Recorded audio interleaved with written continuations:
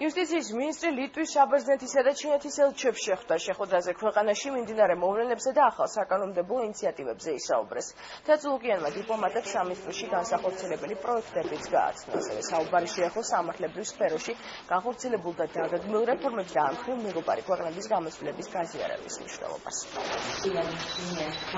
ჩვენ ვაგრძელებთ ევროკავშირთან და ევროკავშირის წევრ ქვეყნებთან ურთიერთობას და ვღებულობთ მათგან ყველა იმ რჩევასა და დახმარებას, რომელიც აუცილებელია სასამართლო სისტემის რეფორმის გასაგრძელებლად. ჩვენ შევხვდით ლატვიისა და საბერძნეთის ელჩებს, რომლებიც გვთავაზობენ დახმარებას, რომ უკვე საკონსტიტუციო სასამართლოს გაძლიერება და მისი რეფორმა ჩატარდეს.